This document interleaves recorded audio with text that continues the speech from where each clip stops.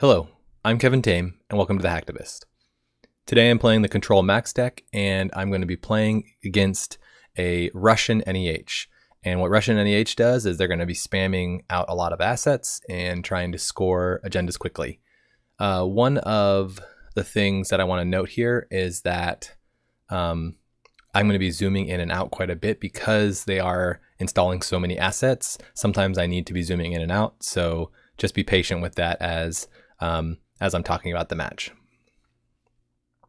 So let's get started. So I look at this hand and I really debate this hand. It's not a great starting hand, but it has Maw and Hacktivist, which is the best cards to deal with assets. So I hold on to it because I want to get this Hacktivist down right away because I know he's going to be spamming me out. And so I want to check. I can't compete with his assets in this game. And so the only way I can keep up is by keeping Hacktivist and Maw and deal with his hand. So hopefully I can win off of single accesses from HQ. I don't want him to sneak anything out. So everything I do is a way to check all of the remotes. There becomes a point, there's points in this match where I can't. And then the assets that I want to trash or upgrades is calibration testing and Moonbad Temple if I can keep up with it. The other ones are just too expensive. I can't keep up with Turtles. I can't keep up with Jeeves, and I can't keep up trashing team sponsorship. So, CVS is also a good one because I want to Clot lock him if I can, or I want to get a Clot down to kind of trick him when he tries to fast advance out. So he naturally clears off with targeted marketing, which was a good play on his part. And I am just trying to keep him from being able to get too out of control.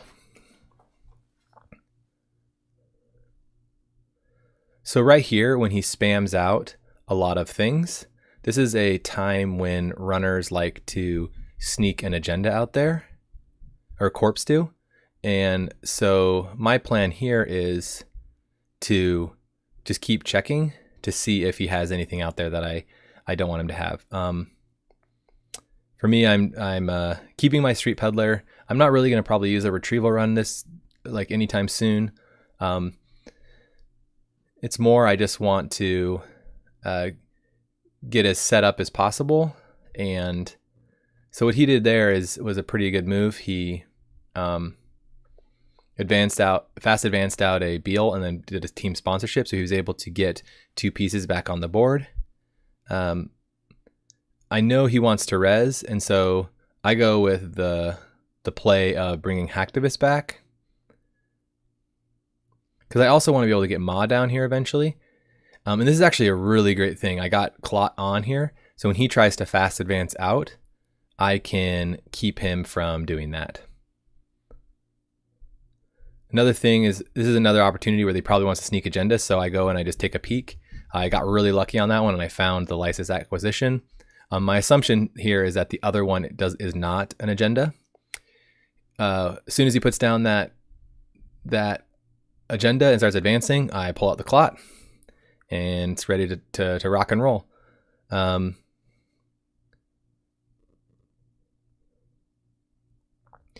I steal his other license acquisition. Always trashing the calibration testing and leaning really hard on Hacktivist meeting here. His assets are getting to a point where they're getting a little out of control, and the only thing I can do is just keep him from. So that one I messed up. I actually wanted to trash I didn't trash the calibration testing because I'm just going to lean on Hacktivist instead, and I am going to try and keep him from scoring.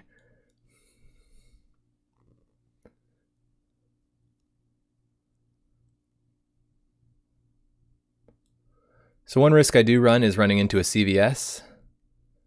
I can't really deal with any of this stuff, so that was a pain to hit the CVS, but that's okay. I'm going to hold on to this rebirth because I want to be able to get accesses on HQ and R&D when it gets late in the game.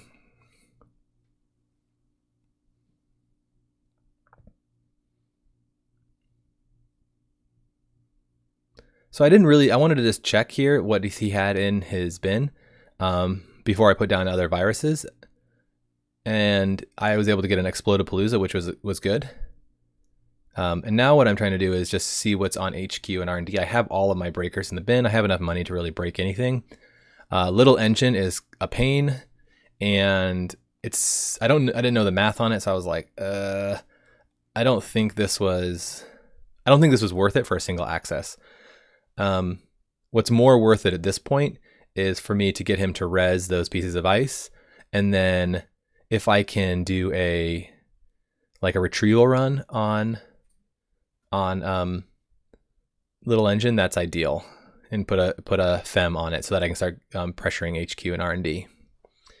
He's got 2 of them, which is not great, but that's okay. He installs advances to clear my Hacktivists, which is good. He then brings back these 2 calibration testings. So what he's looking here to do is next turn is do a score so that he is able to pull out a bunch of stuff. So he calibrations tests, he is able to score out a big agenda. He has lots of team sponsorships. And so here I'm kind of go time, and I get my maw down, and I have a feeling he's been kind of flooded up in HQ because he's installed so much stuff and it's late in the game. So this is like the perfect time for me to start hitting HQ.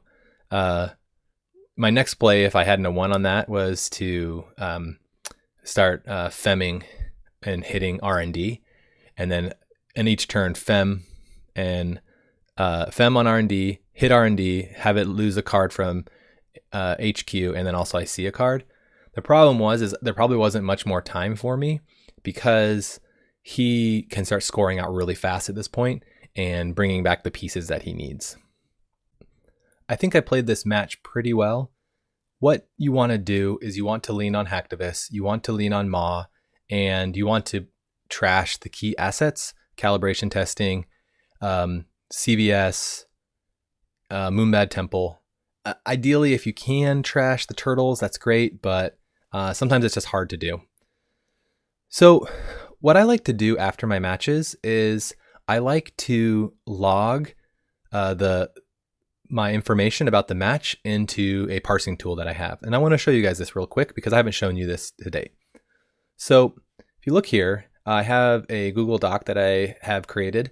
And what I do is for each match that I play with a certain deck, I put the log from gintechie.net into it. So I just copy and paste it into this page.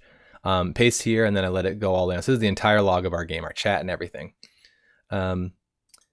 Then if you look at the log page, what it shows here is, if you look here on game number 4, I was playing Nails, Kevin Tame, he was the Corp, and then he was NEH.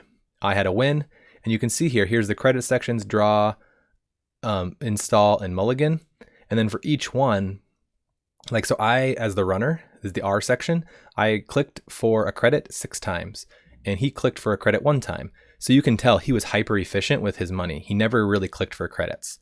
For me, I clicked for draw 3 times, and he clicked for draw 8 times. He installed 25 times, which is expected. He's an asset spam deck, and I installed 8 times. We both didn't. When it's a 0 like this, that means we didn't mulligan. We both just kept our hands. I think is really interesting to look at is, if you look here, the runs on HQ, R&D, archives, and runs on remotes, you can see that I ran on HQ twice, I ran on R&D once, and I ran on archives twice, and then I ran remotes 15 times. So this is you can get a good sense of like what's happening. And so if you add this up, 15, 16, 17, 18, 19, 20, out of the 12 turns, I ran 20 times. So that means I'm running once or twice almost every turn. Because the main So that's a good indicator when you're playing a spam deck. You got to be checking these remotes because they want to sneak stuff out. The other thing that's really nice about this is over time, you can start seeing what trends are in the deck. And but you have to be careful because these are the averages. So click for draw 7.75 times. If you look at my match here against Ag Infusion, I drew 17 times. That was a real grind of a game. And so that average is being heavily skewed. So sometimes what I'll do is I'll pull out those not typical matches. But it is one of my losses where I had some errors. But this is a really helpful tool for me. I really like being able to see the data. It doesn't tell the whole story, and it doesn't also pick up your mistakes, because sometimes what you do is you run a remote and then you add a click back and then you run again, and that's going to count it twice. I haven't built it in a way to be able to distinguish those mistakes. So sometimes this might be a little misleading. Like one time in this match, I ran a remote twice. So this is actually, the accurate number is actually 14. But it gets you close enough to be able to see the data from a holistic point of view. Well, that's just a little tip on how I like to analyze my matches and kind of give me a sense of what happened in the game. I hope that's helpful to you. I'm actually writing an article about this tool, and I'll create a video to show how I use it. And I would, if anyone's interested in it, I can send you the template and you guys can get started using it. Thanks very much, and have a great rest of your day. And any questions about Control Max, let me know. Thanks. Bye.